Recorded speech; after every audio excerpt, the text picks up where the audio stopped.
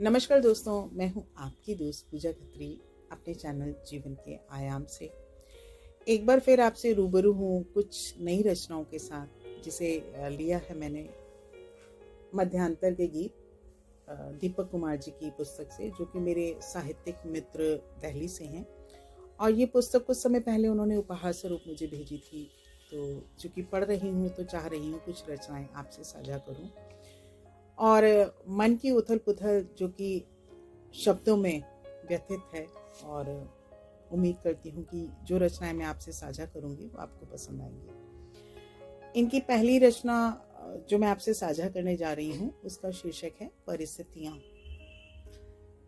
परिस्थितियाँ लिखने को बाध्य करती हैं, तो कई बार परिस्थितियाँ ही कलम चलने नहीं देती, दिमाग को खुलने नहीं देती, मुख को बोलने नहीं देती।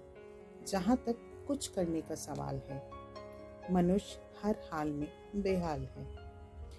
परिस्थितियाँ प्रतिकूल होती हैं, परिस्थितियाँ अनुकूल होती हैं, परिस्थितियाँ फूल होती हैं और परिस्थितियाँ शूल होती हैं।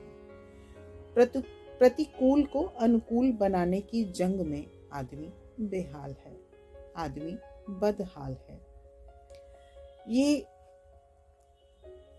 कलम की भाषा, जिसे हम कहते हैं कि कलम की धार तलवार की धार से भी तेज है, लेकिन मन में उठने वाले किस तरह के उदाप संताप को कलमबद्ध करने की शैली, जो कि एक साहित्यकार जानता है कि किस तरह से उसको लिखा जा सकता है।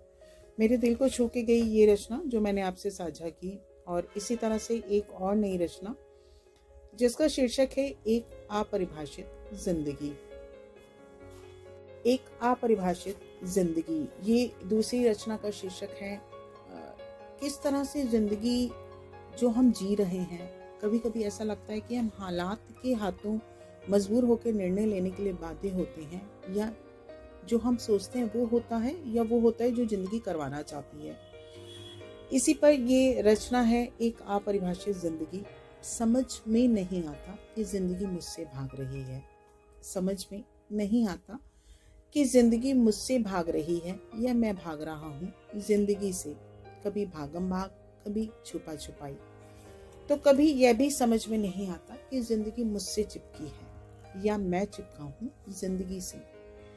कभी हाथ छुड़ाने को आतुर, तो कभी मुझे जकड़ रखने को व्याकुल। समझ में नहीं आता कि जिंदगी मुझसे कुछ चाहती है या मैं चाहता हूँ जिंदगी से।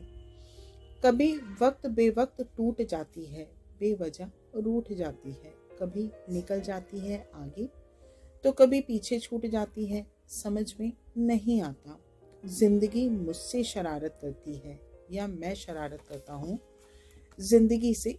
कभी लगता है जिंदगी मुझ पर हंस रही है, कभी लगता है जिंदगी मुझ पर हंस रही है, कभी लगता है मैं ही हंस रहा हूँ जिंदगी पर। समझ में नहीं आता जिंदगी मुझसे खेल रही है या मैं खेल रहा हूँ जिंदगी से।